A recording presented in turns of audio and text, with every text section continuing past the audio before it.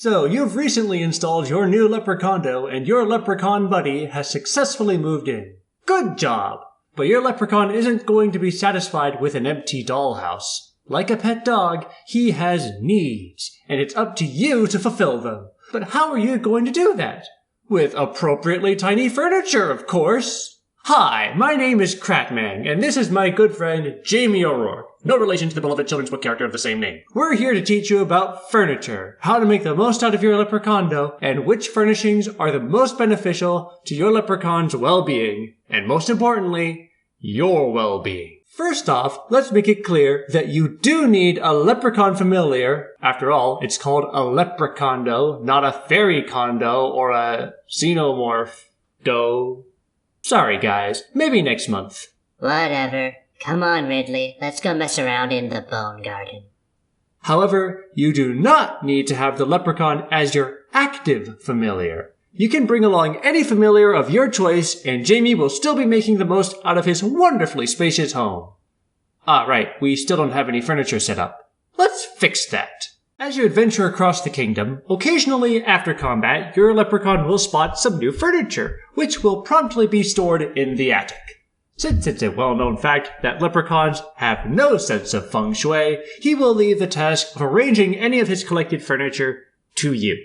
Each furniture item will fulfill at least one of 6 needs: exercise, mental stimulation, dumb entertainment, food, booze, and sleep. After combat every 5th turn, your Leprechaun will randomly pick a new need that he wishes to be satisfied. If you have any furniture set up to meet this new need, your Leprechaun will gain 1 EXP and you will be rewarded with an item or an effect depending on the specific furniture and what need was met. The problem is that, not including the attic, your Leprechaun only has 4 rooms and each room is only big enough for 1 piece of furniture. Additionally, if you have multiple pieces of furniture that fulfill the same need, your Leprechaun will use whichever is closer to the bottom right room. I actually made the mistake of not explaining this properly to my clan leader, and he got confused when he realized he wasn't getting the food he wanted. Therefore, the question of what furniture can you place down becomes a puzzle of what arrangement will benefit you the most. There are 27 pieces of furniture to collect, and it should come as no surprise that some items are simply better than others. In order to illustrate this, I thought it would be fun to make a tier list ranking every piece of furniture based on how often you are likely to use it. Disclaimer! This list is largely based on my own speculation and personal opinion.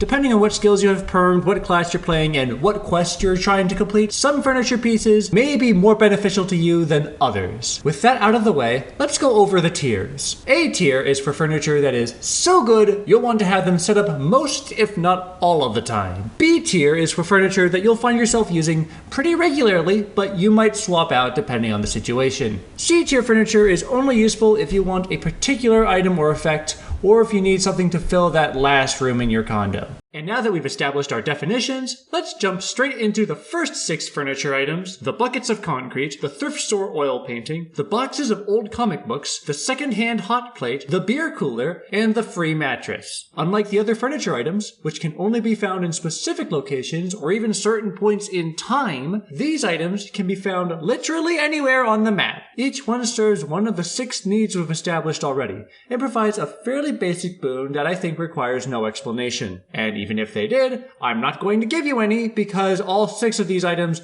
are F tier. Every other item that I'm about to tell you about is better in one way or another.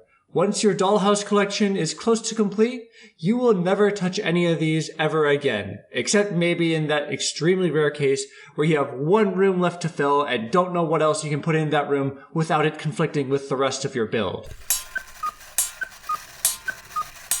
Uh-oh. I wanted to give a more detailed analysis for all the other furniture, but it looks like I'm going to have to speedrun the rest of this video if I want to publish it before Mr. Shopkeeper tosses out the remainder of his stock into the incinerator. So, let's get rolling! The gigantic chess set, found in an octopus's garden in the shade. It's probably good in early game, but personally, I don't think it's worth the effort. C tier.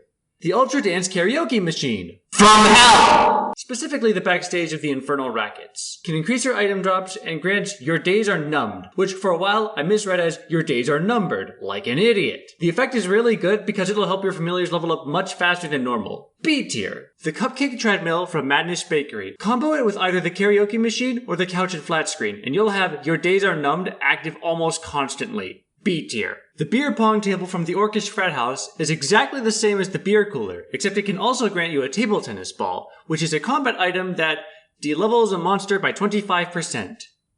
Yay! C tier. The padded weight bench from the Degrassi Knoll Garage, an upgrade from the buckets of concrete that can decrease your chance of combat encounters. B tier. The internet-connected laptop, pilfered from one of the pygmies working in the hidden office building, is an upgrade to the box of comic books that also provides free crafting. Unless you're already drowning in free crafting skills, what more could you ask for? A tier. The Sus Vide Laboratory, I think I pronounced that wrong, from the Haunted Kitchen generates good food and grants an effect that increases the amount of meat you earn from defeating monsters. B tier. The Programmable Blender from Cobb's Knob Kitchens is also B tier because it does the exact same thing, except it provides booze instead of food, and the booze has a 1 in 4 chance of blinding you. The Sensory Deprivation Tank found in the Marinara Trench lets you be more flexible with your spellcasting. B tier. I was tempted to put an A, but then I realized I might be biased. The Fruit Smashing Robot can only be found in the hippie camp before they are about to go to war, which makes this thing infuriating to find. But I say it's worth it, because it can provide you with fruits that you normally wouldn't be able to produce without access to Nash Crosby Still. A tier. The Man Cave Sports Bar set from the Typical Tavern will sometimes accidentally give you a shot of awesome booze instead of good booze. Please don't get mad at your leprechaun when that happens, he's doing his best. You can also get bar darts, which increase the chances of your opponent dropping any booze that they're carrying by 200%, which is useful for a few particular cases. C tier. The couch and flat screen from the Orcish Frat House is a direct upgrade to the free mattress that also provides your days are numbed. Also, unlike the karaoke machine, it doesn't clash with the Cupcake Treadmill in any way. B tier. The Kegerator. I'm gonna skip this for right now, but we'll come back to it later, I promise. The fine upholstered dining table set, pulled from the hidden apartment building, provides health and mana regen when your leprechaun sleeps in it. What, have you never been so tired that you slept on top of your dining room table before? Me neither. B tier. The Whiskey Bed, found on the ground floor of the Castle in the Clouds in the Sky, is a straight upgrade from the free mattress that provides hot resistance. The whiskey part isn't much to write home about. C tier. Whenever your leprechaun uses the high-end home workout system from the Degrassi Knoll Gym, he'll hand you a scoop of guacamole gamer fart. Sorry, I meant pre-workout powder. I don't know where that came from. I've never even had gamer subs. Anyway, this powder grants you a skill that lets you banish a monster by punching them in the face and escape the fight without spending an adventure. A tier. The Complete Classics library, taken from the Haunted Library, provides your leprechaun with enough mental stimulation for them to not notice you pilfering their medicine cabinet for antidepressants. I wish I could tell you exactly what these pills do, but every time I take one, the only thing I remember afterward is being filled with an intense desire to commit immense acts of extreme violence. But I'm fairly confident that it's worth B tier. The ultimate retro game console found in Megalo City in the 8-bit realm generates phosphor traces, which grants you a skill that lets you immediately fight a copy of a monster after defeating the original. And yes, you can use multiple traces to gain multiple charges of the skill, which you can then use to sequentially fight a clone of a clone of a clone of a clone of a clone, provided that you have the spleen to support it. A tier. The Omnipod, found in the Cobb's Knob Laboratory, provides you with awesome quality food, which is really great. However, if you have both advanced sauce crafting and pasta mastery, then you can already make awesome quality food, which makes this a little redundant. B tier. The fully stocked wet bar, found in the Purple Light District of Hobopolis, provides awesome quality booze, which in my opinion is much harder to find unless you have access to Nash Crosby Still. A tier. And now we can circle back to the Kegerator, which you can find in the Orcish Frat House only after the orcs have lost their war against the hippies and they've reverted to cavemen. Technically, it provides food and booze, but the food is only decent quality, while the Leprechaun Stout is awesome. Here's the thing. The sidecars from the wet bar have more average turn gen than Leprechaun Stout.